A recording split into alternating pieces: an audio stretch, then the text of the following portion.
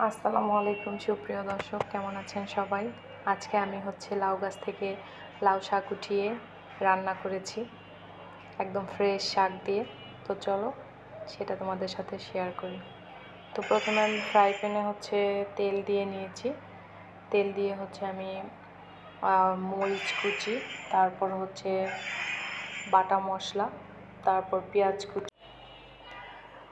কুচি দিয়ে তারপর আমি এটাকে নাড়াচাড়া করে নিচ্ছি, এখানে যাতে বাটা মশলার ঘ্রাণটা চলে যায়, এই জন্য এটাকে আমি তেলে ভেজে নিচ্ছি। তো এখন এই পর্যায়ে আমি এখানে লবণ দিয়ে দিব, লবণ দিয়ে নিচ্ছি। তারপর আমি হলুদের গুঁড়ো দিয়ে নিচ্ছি, মরিচের গুঁড়ো দিয়ে নিচ্ছি। যেহেতু আমি মরিচ বেশি খাই, সেই জন্য আমি মরিচের গুঁড়োটা কিন্তু একটু বেশি দিয়েছি, যেহেতু কাটা মরিচও দিয়েছি, আবার তোমার গুঁড়া মরিচটাও দিয়ে দিলাম। তো এই পর্যায়ে এগুলো আমি ভালো করে ভেজে নিচ্ছি। আর এই মশলা কষানোটাই রান্না করার মেন। এটা যত ভালোভাবে কষানো, রান্না খেতে কিন্তু ততই মজা হবে। তো আমি একটু সামান্য পানি দিয়ে দিলাম যাতে পোড়া না যায় নিচে, তার জন্য আমি একটু পানি দিয়ে নিলাম। পানি দিয়ে এখন আমি এটাকে ভালোভাবে কষিয়ে নিব। দেখতেই পাচ্ছ, এটাকে আমি নেড়ে চেড়ে দিচ্ছি, মাঝে মাঝে নেড়ে চেড়ে দিচ্ছি, দিয়ে এটাকে ভালোভাবে কষিয়ে নিচ্ছি।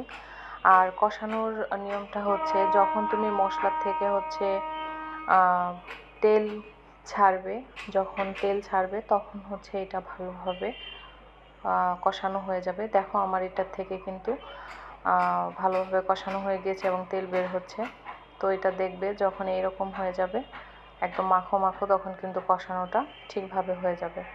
তো এখন আমি মাথাগুলো দিয়ে দিব। মাছের মাথা দিয়ে, যেহেতু আমি শাক রান্না করব, সুতরাং মাছের মাথাগুলো এখন দিয়ে নিচ্ছি।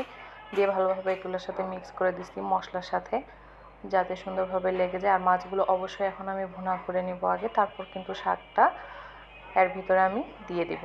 তো দেখো আমি আরেকটু পানি দিয়ে দিলাম, দিয়ে এটাকে এখন আমি একটু ভুনা করে নিব। ভুনা করে নিয়ে তারপরে আমি এইখানে শাক ব্যবহার করব। তো মাছটা ভুনা করে নেওয়ার জন্য আমি এখানে একটু পানি দিয়ে দিলাম। আর এখানে আমি একটা বড় সাইজের আলু কেটে নিয়েছি, সেই আলুগুলো এখন দিয়ে দিব। যেহেতু শাক দিয়ে বেশিক্ষণ আমি লেট করব না, নামিয়ে নেব। তো আলু দিয়ে দেখো ঢেকে দিলাম, কিছুক্ষণ রান্না হবে। দেখো আমি নাড়াচাড়া করে এখন এটাকে ভালোভাবে আর একটু কষিয়ে নিব। দেখো একদম কষানো কিন্তু আমার সুন্দরভাবে হয়ে গিয়েছে, দেখতেই পাচ্ছ। এখন কিন্তু আমি এটাতে শাক দিয়ে দিব। দেখো এখন আমি শাকগুলোকে সুন্দরভাবে এই ভুনাটার উপরে দিয়ে দিচ্ছি। এখানে শুধু এই শাক না, যে কোনো শাক রান্না করলে কিন্তু এভাবে রান্না করলে কিন্তু খেতে অনেক মজা লাগে। তো দেখো আমি এটাকে এভাবে দিয়ে দিচ্ছি, দিয়ে একটু নাড়াচাড়া করে দিচ্ছি, দিয়ে আমি এখন এটাকে একটু ঢাকা দিয়ে দিব, দিয়ে 5-10 মিনিটের মতো এটা রান্না করব। দেখো আমি এটা এখন ঢেকে দিচ্ছি, এখন ঢাকনা খুলে দিচ্ছি। দেখো এটা কিন্তু কত সুন্দরভাবে একদম কিন্তু শাক কমে গিয়েছে, দেখো একটুখানি হয়ে গিয়েছে।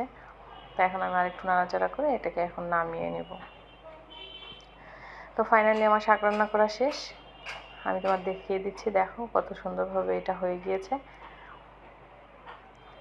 তো ভালো থাকবে সবাই, আল্লাহ হাফেজ।